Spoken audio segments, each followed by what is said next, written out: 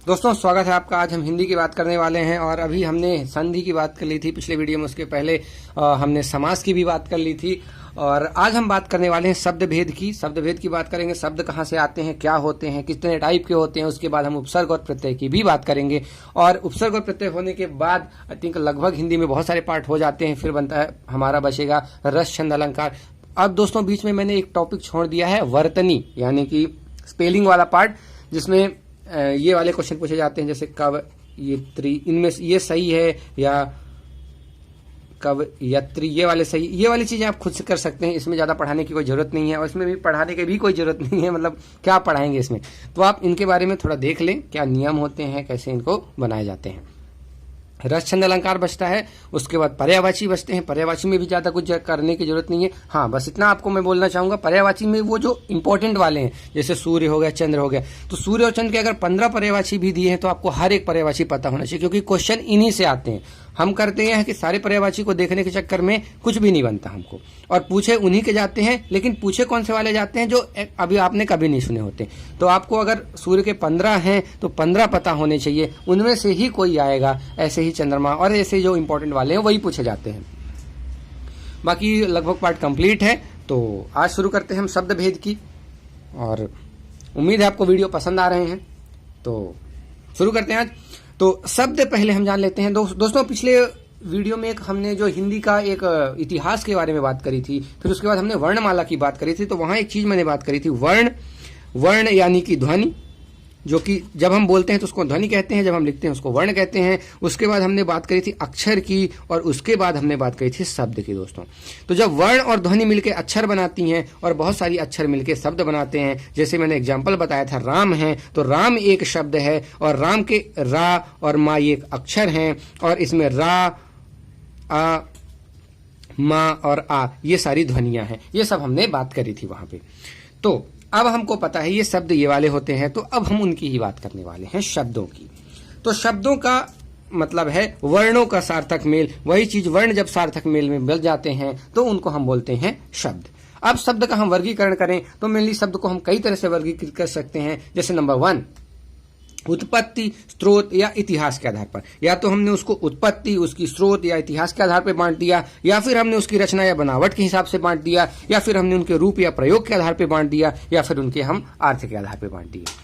तो अगर हम उत्पत्ति की बात करें उनके, या स्रोत की बात करें, या इतिहास मतलब वो वर्ड आए कहां से, उनके हिसाब से हम इनको 5 भागों में बांट देते हैं। एक तो तत्सम, जो संस्कृत से आ गए। तद्भव, वो संस्कृत से टूट फूट के अपभ्रंश होकर नए वर्ड बन गए। उसके बाद देशज या फिर देसी, कई भारतीय भाषाओं से, बहुत सारी भाषाएं हैं, बहुत सारी बोलियां हैं, उनमें से आ गए, या फिर विदेशी भाषाओं से आ गए, या फिर संकर, यानी कि कुछ देसी भाषाएं कुछ विदेशी भाषाएं दोनों का मिलकर एक नया वर्ड बन गया, वो संकर भाषाओं में आ गया, संकर शब्दों में आ गया।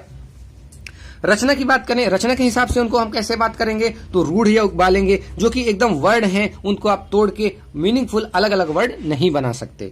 उसके बाद आप यौगिक की बात करें, जो 2 रूढ़ से मिलकर बनता है, और एक योग रूढ़ की बात करेंगे, जो बनता तो 2 रूढ़ से ही है लेकिन उसका तीसरा ही मीनिंग हो गया, जैसे कि बहुब्रीहि समास में होता है, जैसे कि पीताम्बर।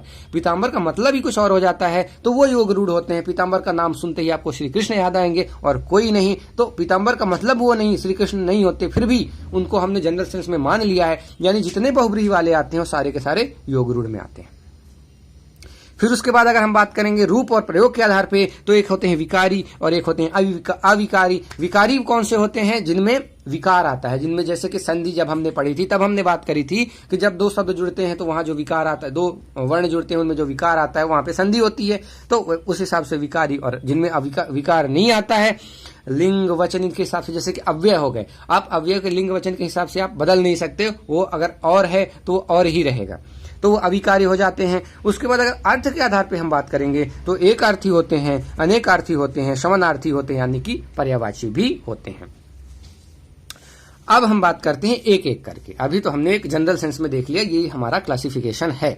अब अगर हम तत्सम की बात करें तो तत्सम वर्ड की ही अगर हम बात करें तो तत् और सम से मिला है, और उसका मतलब होता है उसके समान। अब उसके समान मतलब किसके समान, संस्कृत के समान। अब हम संस्कृत के समान ही क्यों बोल रहे हैं, क्योंकि दोस्तों हमने पहला जो वीडियो बनाया था उसमें आपको बताया था हिंदी की आदि जननी है संस्कृत। तो जो भी वर्ड हमारे आए हैं, ज्यादातर वर्ड कहां से आएंगे, संस्कृत से।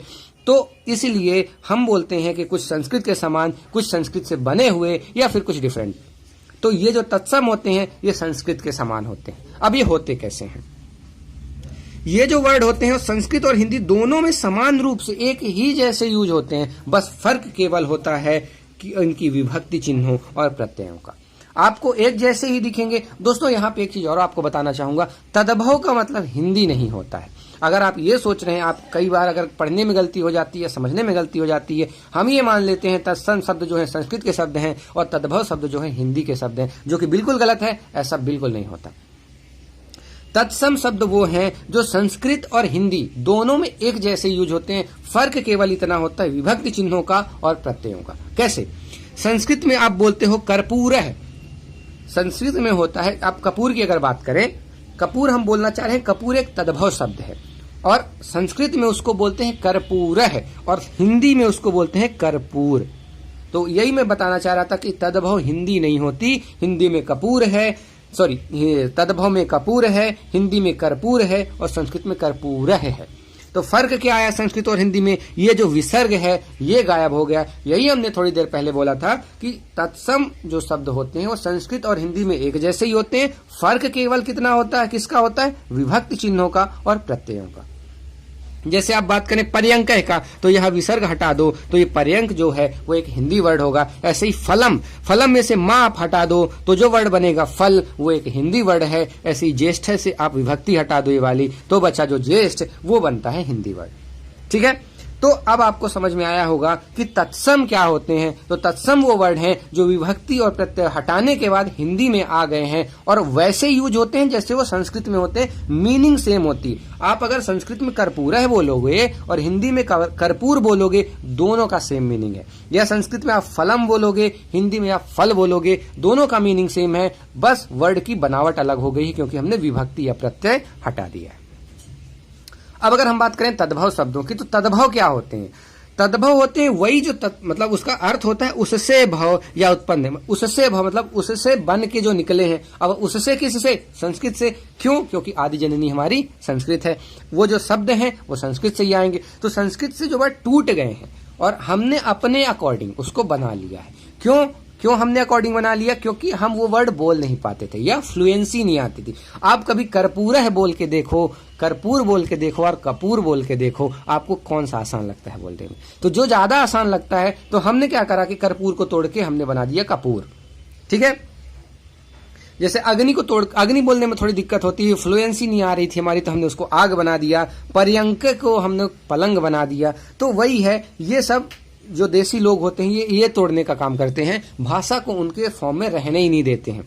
अंग्रेजी में आप देखो, हॉस्पिटल को बना दिए अस्पताल, कैप्टन को बना दिए कप्तान। अब सोचो मतलब कितनी बड़ी बेइज्जती है कि भाषा को ही आपने बदल दिया है। तो ये करते हैं लोग, कम्युनिटी करती है। ये अब कर्पूर मजा नहीं आ रहा था, कपूर बोलना शुरू कर दिया, सबने कपूर बोलना शुरू कर दिया, तो उस तरह से ऐसा हो गया। तो तद्भव जितने शब्द हैं वो तत्सम से विकास करके बने हैं। वैसे इसको विकास करना नहीं कहेंगे, इसको तो उसका मतलब विकास का उल्टा ही आपको बोलना चाहिए। इसको बिगाड़ दिया गया है, उनको बिगड़ा हुआ फॉर्म जो होता है उसका अपभ्रंश जिसको हम बोलते हैं। तो तत्सम के अपभ्रंश होते हैं तद्भव। तो कर्पूर जो था उसका बन गया कपूर, पर्यंक का बन गया पलंग और अग्नि का बन गया आग। तो इस तरह से तद्भव शब्द हमने समझ लिए। अब आ जाते हैं जो तीसरा था हमारा देशज या देसी शब्द। देशज का मतलब ये होता है दोस्तों देश प्लस जा का मतलब होता है जन्मा हुआ। तो देश से जो जन्मा हुआ यानी कि देश में जिसका जन्म हुआ वो होते हैं देशज। अब देश कौन सा, ये भी बहुत बड़ी कंफ्यूजन की बात है, क्योंकि इंडिया क्या है पता नहीं, किसी को नहीं पता। ये तो हमने 1947 में डिसाइड कर दिया ये इंडिया है, उसके पहले हमको पता नहीं था। लेकिन अब हम ये मानते हैं कि 1947 के बाद जो भी हमारी बाउंड्री है उसके अंदर हिस्ट्री में कभी कुछ हुआ है तो वो इंडिया में हुआ है। ठीक है, भले वो इंडिया का पार्ट नहीं था, पर उस एरिया में अगर पहले कभी कुछ हुआ है तो वो इंडिया में हुआ। तो देश में उस एरिया में अगर कोई शब्द ने जन्म लिया है, चाहे वो कश्मीर में जन्म लिया हो, चाहे नॉर्थ ईस्ट का अरुणाचल हो, पर वो इंडिया में आएगा। तो वो वर्ड जो हुए, जो इंडिया में जन्म हुए, वो हो गए देसी शब्द। तो अब अगर बात करें तो विभिन्न भारतीय भाषाओं व बोलियों में से हिंदी में आ गए। अब इसका संस्कृत से कोई रिलेशन नहीं है। फिर हम संस्कृत की बात क्यों करें, क्योंकि ज्यादातर वर्ड जो है संस्कृत से आए हैं, संस्कृत से ही हिंदी बनी है। तो ये जो देसी वर्ड हैं इनका संस्कृत से कोई रिलेशन नहीं। ये लोग आपस में ही बतियाते बतियाते नया वर्ड बना लेते हैं, कुछ नए वर्ड बना लेते हैं, वो आ गए हैं यहाँ पे। जैसे बताने को ही बतियाना बोलने लगते हैं लोग। तो आगे बात करें तो इसमें कुछ एक वर्ड है जैसे थैला, गड़बड़, पेट, पगड़ी, लोटा, टांग, ठेठ। तो ये सारे वर्ड जो है लोग खुद ही बोलने लगते हैं। और ये कभी कभी बोलते बोलते जब, अब देखिए मैं बोल रहा हूं, अगर मैं बोलूंगा तो किसी को कोई तो सुनेगा, वो फिर आगे बढ़ाएगा और ऐसे कर करके पूरे देश में फैल जाती है इस वक्त, और फिर लोगों के आम बोलचाल में आ जाते हैं, हमको पता भी नहीं चलता। तो वो होते हैं सारे देसी शब्द।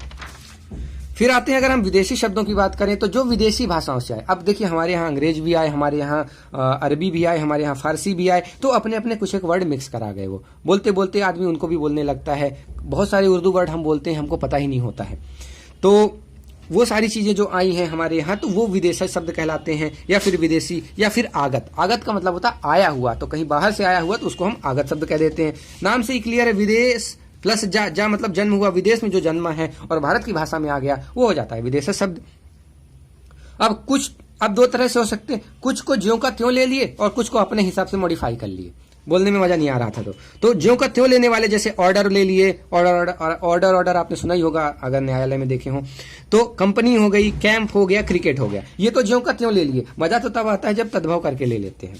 जैसे ऑफिसर को बना दिया अफसर, लैंटर्न था, लैंटर्न को बना दिया लालटेन, मतलब कहां से क्या बना दिया, लैंटर्न था उसको लालटेन बना दिए। हॉस्पिटल का अस्पताल, मतलब कोई रिलेशन ही नहीं, उसके बाद कैप्टन को बना दिए कप्तान। तो ये क्या करते हैं, हम भाषा को बर्बाद कर देते हैं। ऐसा हमको कोशिश करना चाहिए कि ना करें, जो उसका एक्चुअल फॉर्म है वैसा ही रहे। पर ठीक है, बोलने में आसानी है तो बोले, तो जो भी है। आगे हम बात करें तो अभी हम बात कर रहे थे कि विदेशी शब्द या तो डायरेक्टली ले लिए जाते हैं या फिर कुछ बदल करके ले लिए जाते हैं। ज्यादातर भाषाएं जो हमारे यहाँ आई हैं वो है फारसी, अंग्रेजी, अरबी। फारसी क्यों रही, क्योंकि हमारे यहाँ मुगल का शासन रहा, उनकी भाषा फारसी थी। अंग्रेजी क्यों रही, अंग्रेजों का शासन था, और अरब के भी लोग आए थे इसलिए अरबी रही। तो लगभग फारसी से लगभग 3500 शब्द लिए गए। लगभग और भी बहुत सारे होंगे जो कि रिकॉर्ड में नहीं है, जो हम जनरल बोलते रहते हैं पर हमारे रिकॉर्ड में नहीं है। साथ में अंग्रेजी की बात करें तो लगभग 3000 वर्ड हैं। अब सोचिए 3000 वर्ड हम बोल रहे हैं अंग्रेजी के हिंदी में और हमको पता भी नहीं चलता है। ठीक है, उसके बाद अरबी की बात करें तो लगभग 2500 वर्ड हम बोल रहे हैं और हमको कुछ भी पता नहीं कि अरबी है। ठीक है, तो ये सारी चीजें होती हैं विदेशी शब्दों से जो हमारे यहाँ आई। अब अगर हम बात करें संकर शब्द, जो कि हमारा 5वां पार्ट था, तो संकर शब्द की मतलब इतिहास के या स्रोत के आधार पे जो 5वां था वो था संकर शब्द। अब संकर का मतलब क्या होता है, अभी तद्भव करके भी हम नहीं माने, हमको मूड हुआ कि हम कुछ और करते हैं तो कुछ और डिफरेंट करने लगे। अब हमने बोला कि यार इनको बिगाड़ के शब्द मजा नहीं आ रहा, अब हम काम करते हैं दो अलग अलग शब्द से एक ही चीज को लेके हम अब जोड़ना शुरू करते हैं। तो यहाँ पे किया गया, छाया ले लिए संस्कृत में और दार ले लिए फारसी का, और इन दोनों को बना दिए छायादार। ठीक है, देखिए रेल से देखें, रेल का मतलब भी वही है, गाड़ी भी वही। तो रेल को अंग्रेजी का ले लिया, गाड़ी हिंदी का ले लिया और रेलगाड़ी बोले। हम तो मानेंगे नहीं, हम तो कुछ नया ही बनाएंगे, कुछ नया एक्सपेरिमेंट करने लगे। पान था हिंदी का शब्द, दान था फारसी का, उसको पानदान बना दिए। उसके बाद सील अंग्रेजी का था, बंद फारसी का था, अब उसको सील बंद बोलने लगे। तो ये है कि ये लोग बिगाड़ देते हैं भाषाओं को। तो ये सारे शब्द संकर शब्द आते हैं। अब तो ये डॉक्यूमेंट में भी आ गए हैं, तो अब तो ये माने ही जाते हैं, वर्ड ही माने जाते हैं ये, और बुक्स में भी अब ये देखने को मिलते हैं बहुत सारे। लेकिन पहले जो पुराने लोग हैं, पुराने जो व्याकरण वाले हैं लोग, पुराने जो हिंदी के राइटर हैं, उनमें आपको ऐसे आलतू फालतू वर्ड नहीं मिलेंगे, उसमें हिंदी के ही वर्ड मिलेंगे आपको। क्यों, क्योंकि बहुत नॉलेजेबल पर्सन होते थे, उनको पता होता था ये हिंदी का वर्ड नहीं है, तो वो वही वर्ड यूज करते थे जो हिंदी का है, और विदेशी वर्ड यूज नहीं करते थे। पर अब तो सब कुछ यूज होने लगा है। अब अगर बात करें हम रूढ़ शब्द की बात करें, अब यानी कि मतलब बनने के हिसाब से अगर हम बात करें कि जैसे अभी हमने जब ये क्लासिफिकेशन कर रहे थे तो बनावट के आधार पर रूढ़, यौगिक और योग रूढ़ थे। तो इनकी अगर हम बात करने वाले हैं अब, तो रूढ़ की अगर हम बात करें सबसे पहले, तो जिन शब्दों के सार्थक खंड नहीं हो सकते, जैसे कि परमाणु होता है, आप परमाणु को तोड़ नहीं सकते। हालांकि इलेक्ट्रॉन, प्रोटॉन और न्यूट्रॉन, पॉजिट्रॉन और बहुत सारे टाइप हो गए, लेकिन साइंस अभी भी नहीं मानता, अभी भी परमाणु सबसे छोटी इकाई ही मानी जाती है। तो वैसे ही यहाँ रूढ़ भी होता है। रूढ़ के क्या होते हैं, ये इनके सार्थक खंड नहीं हो। सार्थक खंड का ये मतलब आप तोड़ तो लोगे इनको, लेकिन जो तोड़ के बनाओगे उनका अपना कोई अर्थ नहीं होगा। जैसे आप चावल की ले लो, आप इसको चा और वल में तोड़ लो, या फिर चाव या फिर ला में तोड़ दो, तो इन चारों का ही कोई मतलब नहीं है, कोई सेंस नहीं है। इसलिए हम बोलेंगे कि चावल एक योग रूढ़ शब्द है। क्यों? क्योंकि जब हम इनको तोड़ते हैं तो उनसे कोई सार्थक शब्द नहीं बनता, इसलिए ये रूढ़ शब्द है। जैसे चावल हो गया, दिन हो गया, घर हो गया, मुंह हो गया, घोड़ा, आप इनको तोड़ते रहो और वर्ड बनाने की कोशिश करते रहो, आपको नहीं बनेगा। आगे बात करते हैं यौगिक शब्दों की। तो यौगिक शब्द क्या होते हैं? अब मिलान हो जाता है। यौगिक का नाम ही है, अगर आपने केमिस्ट्री पढ़ी है तो आपने जरूर यौगिक पढ़ा होगा। तत्व होते हैं, फिर तत्व से मिलकर यौगिक बनते हैं, फिर बहुत सारे डिफरेंट मात्रा में मिल जाते हैं तो फिर मिश्रण बन जाते हैं। वैसा ही यहीं पे है, यहाँ पे भी वही चीज चल रहा है। दो या दो से अधिक शब्दों से मिलकर जब बनते हैं तो उनको हम यौगिक शब्द कहते हैं। जैसे वी मिला दिया हमने और ज्ञान मिला दिया हमने, वी एक उपसर्ग है, ज्ञान में हमने वी उपसर्ग लगा दिया तो हमारा विज्ञान बन गया, जो कि अलग ही चीज, एक साइंस की बात कर रहे हैं। विद्या था हमारे पास, आलय था हमारे पास, का हमने जोड़ दिया और विद्यालय हमने बना दिया। यहाँ अगर हमारा पिछला वीडियो आपने देखा है तुरंत आप बता दोगे कि यहाँ तत्पुरुष समास है। साथ में ये विभक्ति देखते ही आप बता दो कि यहाँ तत्पुरुष समास है, तो ये राजपुत्र हो गया। तो ये यौगिक शब्द होते हैं। राजा और पुत्र को हमने मिला के एक विभक्ति लगा के एक नया राजपुत्र बना दिया, तो ये होते हैं यौगिक शब्द। अब इनकी जो रचना होती है वो तीन तरह से होती है, या तो ये उपसर्ग से बनते हैं, या तो ये प्रत्यय से बनते हैं, या तो फिर ये समास से बनते हैं। समास से कैसे बने ये बनने हमने देख लिया, उपसर्ग से कैसे बनते हैं ये हमने देख लिया, प्रत्यय वाला भी बचा वो भी हम देख लेंगे। अब अगर हम एग्जाम्पल के रूप में देखें तो अति और अंत, देखिए अंत था, अंत में हमने अति उपसर्ग लगाया तो अत्यंत बन गया, तो ये तो उपसर्ग वाला हो गया। लेन था, किसी से पैसे लेना, उसमें दार हमने जोड़ दिया यानी प्रत्यय जोड़ दिया तो लेनदार बन गया, ये एक नया यौगिक शब्द बन गया। दिन था, दिन में हमने उपसर्ग जोड़ा प्रति तो प्रतिदिन बन गया, ये एक नया हो गया। फिर उसके बाद कभी कभी क्या होता है कि दो चीजें लग जाती हैं, जैसे स्व, देखिए तंत्र एक वर्ड था, इसमें हमने ये उपसर्ग लगा दिया और हमने ये प्रत्यय लगा दिया, तो उपसर्ग और प्रत्यय दोनों एक साथ लगा के हमने एक वर्ड बना दिया स्वतंत्रता। तो एक चीज आप याद रखिए, व्यापम में अभी ये वाले भी क्वेश्चन पूछे जाने वाले हैं। अब मेरे को बहुत सारे क्वेश्चन मिले हैं जिनमें जैसे स्वतंत्रता जैसे वर्ड दे दिया और इसमें पूछ लिया जाता है इसमें कितने उपसर्ग हैं, ठीक है। जैसे मान लीजिए आपको समझदारी दे दी गई और इसमें पूछ लिया जाता है कितने प्रत्यय लगे हुए हैं, तो आपको पता होना चाहिए समझ एक वर्ड होता है, फिर दार उसमें प्रत्यय जुड़ा है, फिर उसके बाद ई लगा है, यानी यहां 2 प्रत्यय लगे हुए हैं, ये आपको पता होना चाहिए। अब लेवल ऐसा आ गया है और धीरे धीरे हिंदी का लेवल बढ़ता जा रहा है। क्यों बढ़ता जा रहा है? क्योंकि हर पेपर जो होता है व्यापम का कई सारे दिन चलता है और उन हर पेपर में बहुत सारे हिंदी के क्वेश्चन आउट होते हैं। अब इतने क्वेश्चन जब आउट होंगे तो नए क्वेश्चन बनाने पड़ेंगे, और नए क्वेश्चन बनाने पड़ेंगे तो आपको डीप में जाना पड़ेगा, और पेपर होते ही रहते हैं, तो आपको जब डीप में जाना पड़ेगा तो लेवल तो बढ़ेगा भाई। नॉर्मल जो आप पढ़ते रहते हैं वो चीजें नहीं आएंगी, अब आएंगी बात कॉन्सेप्ट की। और अगर कॉन्सेप्ट आपको पता है तो आप तो कर ही जाओगे, लेकिन आप रट्टा वाले हो कि आप हिंदी रट के निकाल लोगे, अब वो बेटा दिन नहीं रहे, अब तो हिंदी वैसे ना निकलेगी। इसलिए हमने कोशिश की है कि हर चीज को समझाएं, जिससे एटलीस्ट आपको डायरेक्टली नहीं बनता है तो आप ऑप्शन से कर पाए, लेकिन आप कर पाए, 25 में से आप 22 से 23 नंबर लाएं, ये हमारा टारगेट है। और मुझे उम्मीद है आपके आएंगे अगर आप ध्यान से पढ़ रहे हो। कुछ एक स्टूडेंट हैं जो रेगुलरली मुझे कमेंट कर रहे हैं, रेगुलरली हमारे वीडियो को फॉलो कर रहे हैं, मैं उनको गारंटी से बोलता हूं अगर आपने ध्यान से देख रहे हैं उनको वीडियो को तो आप जरूर बहुत अच्छे नंबर लाओगे। आप भरोसा रखो, बस आप पढ़ते जाओ। आगे हम बात करते हैं विकारी शब्दों की। तो विकारी शब्द क्या होते हैं? तो लिंग, वचन या कारक के आधार पर जो मूल शब्द का रूपांतरण हो जाता है वो कहलाते हैं विकारी। और सॉरी एक मिनट, यौगिक पढ़ लिया हमने, रूढ़ पढ़ लिया, एक चीज रह गई, सॉरी मिस्टेक हो गई मेरे से, योग रूढ़ शब्द रह गए। योग रूढ़ क्या होता है कि ये मतलब होते तो यौगिक ही हैं लेकिन इनका मीनिंग ही कुछ और होता है। यौगिक होते हैं मतलब क्या कि 2 शब्दों से मिलकर बनते हैं लेकिन मीनिंग कुछ और देते हैं। जैसे पीतांबर, पीतांबर का मतलब क्या है? पीत है अंबर जिसका, तो ये बहुत सारे वर्ड से मिलकर बना, यानी कि एक यौगिक शब्द होना चाहिए। लेकिन जब भी आप पीतांबर की बात करोगे तो क्या किसकी बात कर रहे हो? श्री कृष्ण की, तो किसी और की बात कर रहे हो तो वो एक योग रूढ़ वर्ड हो गया, उसका केवल एक ही मीनिंग। योग रूढ़ का मतलब ये हो गया कि वो रूढ़ ही बन गया एक तरह से, उसका केवल एक ही मीनिंग है। पीतांबर का केवल एक ही मीनिंग है, वो है श्री कृष्ण। जलज का केवल एक ही मीनिंग है, वो है कमल। और दशानन का केवल एक ही मीनिंग है, वो है कौन? रावण। भले ये कितने ही वर्ड से मिलके बने हो पर मीनिंग तो एक ही है। तो जितने भी तुमको बहुब्रीहि समास वाले वर्ड मिलेंगे वो सारे के सारे योग रूढ़ होंगे, बस ये आपको याद रखना है। पहचानने का बहुत आसान तरीका, अगर बहुब्रीहि वाले हैं तो सारे योग रूढ़ होंगे, कुछ और भी होंगे वो आप देख लेंगे। समझ में आ गया होगा आपको आई थिंक इनकी डेफिनेशन क्या, कैसे इनको हमको देखना है, कैसे हमको अटेम्प्ट करना है। हमने एक हिंदी पे 2 वीडियो बनाए हैं MCQ वाले, उस पे हमने हर ऑप्शन को बड़े अच्छे से एनालिसिस किया है, तो आप वो भी देखें और उन पे भी हमको बताएं वो कैसे लगते हैं आपको, जिससे हम आगे कंटिन्यू कर पाए। अब आगे बात करते हैं विकारी शब्दों की और अविकारी शब्दों की। तो विकारी शब्द क्या होते हैं? जिनमें लिंग, वचन या कारक के आधार पर चेंज हो जाते हैं। जैसे लड़का था, लड़की हो गया। अब जैसे ये रहा था, ठीक है, ये जो रहा है और ये रही है। देखिए, अगर ये लड़का मेल को मैंने फीमेल कर दिया तो ये जो रहा वर्ड है रही बन गया। इस तरह से हम कह सकते हैं कि यहां पे रूपांतरण हो गया। तो ये हो गए क्या? विकारी शब्द।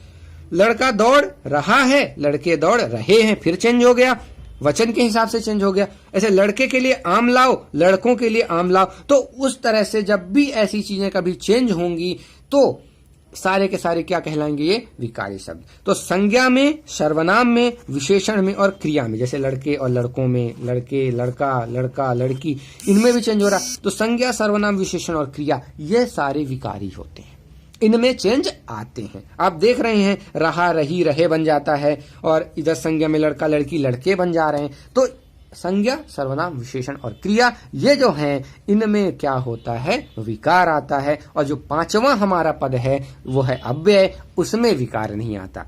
तो वो भी देख लेते हैं अविकारी कौन से होते हैं। तो इन शब्दों का प्रयोग मूल रूप में ही होता है, जैसे लिंग, वचन या कारक के आधार पर इन पे कोई परिवर्तन नहीं होता है। जैसे ये अव्यय होते हैं, जैसे कि आज, मैं और आहा। ये जो वर्ड है, आप कोई भी लिंग लगा लो, कोई भी वचन लगा लो, कोई भी कारक लगा लो, आज तो आज ही रहेगा।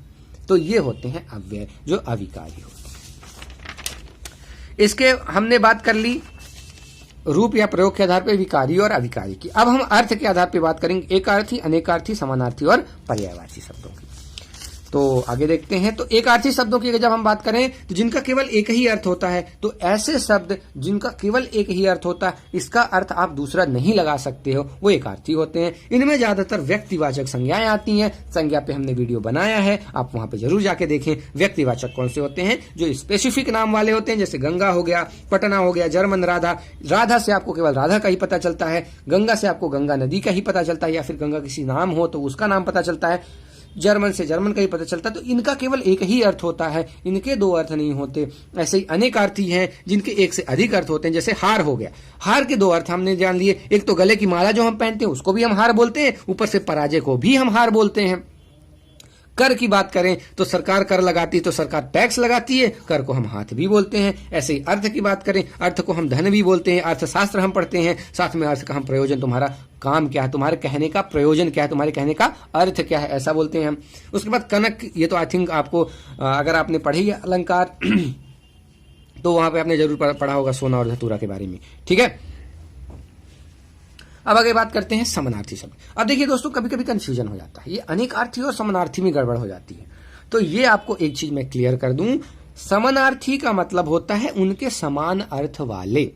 आकाश को अगर मैं नभ, गगन और आसमान बोलता हूं तो ये जितने वर्ड हैं, ये चारों, ये एक जैसे ही अर्थ देते हैं और अलग अलग कंडीशन में उपयोग होते हैं। देखिए दोस्तों, अगर सारे एक ही होते तो एक ही वर्ड होता, चार अलग वर्ड बनाने की जरूरत नहीं पड़ती। इसलिए आप ये कहना भूल जाएं कि समानार्थी जो होते हैं वो एक ही होते हैं। एक ही नहीं होते हैं, अलग अलग सिचुएशन में अलग अलग तरह से यूज होते हैं, लेकिन उनका अर्थ वही होता है हर सिचुएशन में, ठीक है। अर्थ क्या होगा? एक ही होगा। तो इन चारों का अर्थ एक ही है, लेकिन सिचुएशन अलग होगी।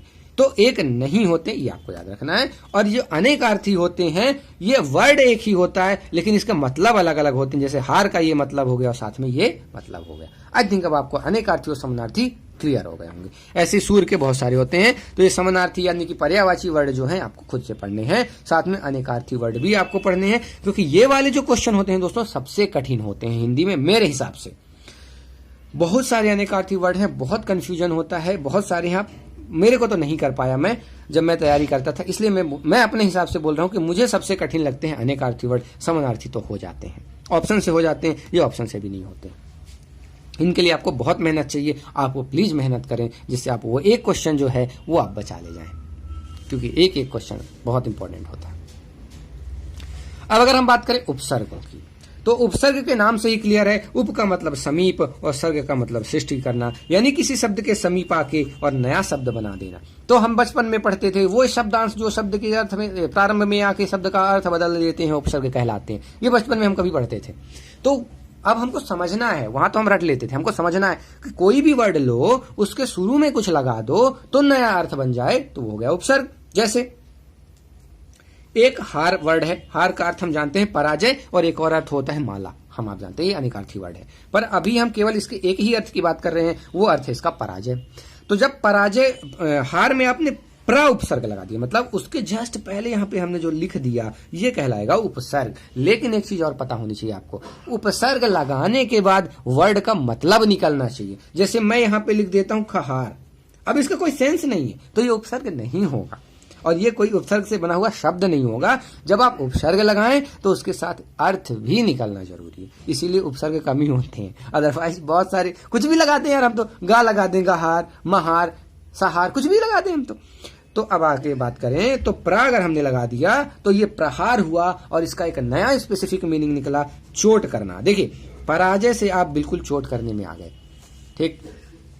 अब अगर हम इसमें आ लगा देते हैं तो अब भोजन पे आ गए, और साथ में अगर हम वी लगा देते हैं तो हम घूमने पे आ गए। तो देखिए हार में 3 अलग अलग उपसर्ग लगाए और 3 अलग अलग मतलब निकला। हमने प्र लगाया तो चोट करना निकल आया, हमने आ लगाया तो भोजन करना निकल आया, हमने वी लगाया तो हमने घूमना निकल आया।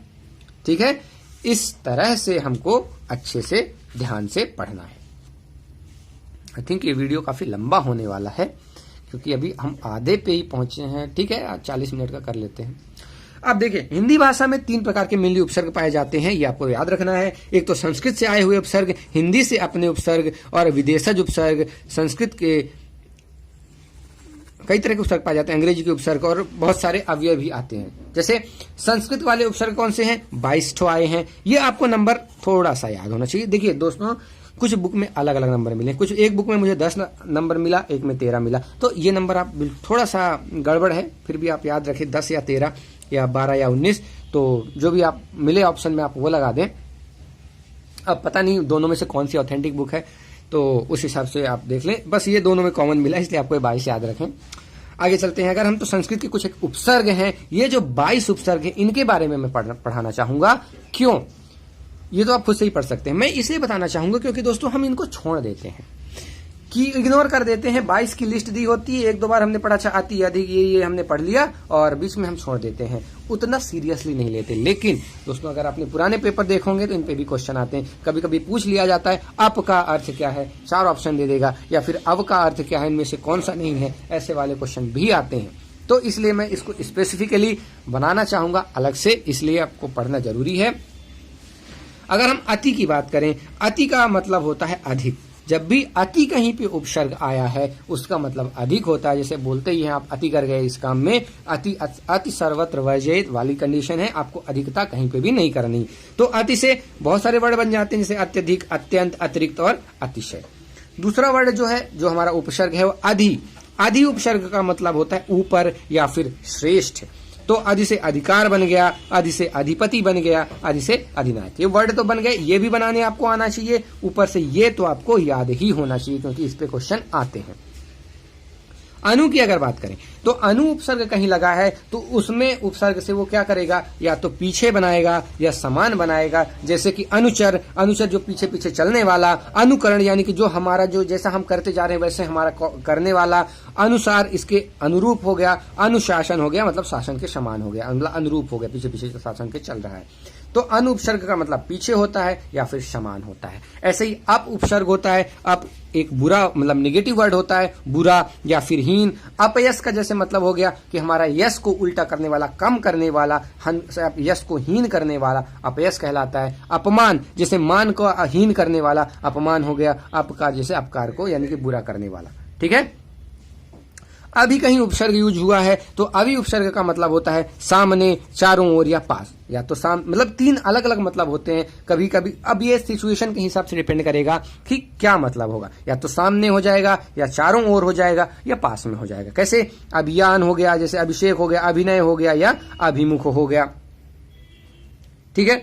तो इस तरह से वर्ड बनते हैं। अब जैसे अब की बात करें, अब का मतलब भी हीन होता है या नीच होता है, ये भी एक निगेटिव गुण है। जैसे अवगुण बनता है, एक निगेटिव वाला सेंस देता है आपको। उसके बाद अवनति निगेटिव सेंस देता है, अवतार देता है और अवतरण होता है। तो दोस्तों ये हो गए 6 कर दिए हमने। अभी हम कोशिश करेंगे कि हम कंप्लीट करें, जो भी 22 हैं पूरे 22 करेंगे, हिंदी के भी उपसर्ग करेंगे, जिससे अगर आप थोड़ा सा काम चोरी भी करते हो, इनको नहीं भी पढ़ते हो, तो भी आपको पढ़ना पड़े, क्योंकि अगर आप वीडियो देखोगे तो आप जरूर पढ़ोगे और हम चाहते हैं कि आप कोई भी कमी ना रखें, इसलिए हम इसको कवर कराएंगे। थोड़ा सा टाइम लगेगा, कोई बात नहीं, पर हमारा कंप्लीट होगा। तो दोस्तों मिलते हैं अगले वीडियो में।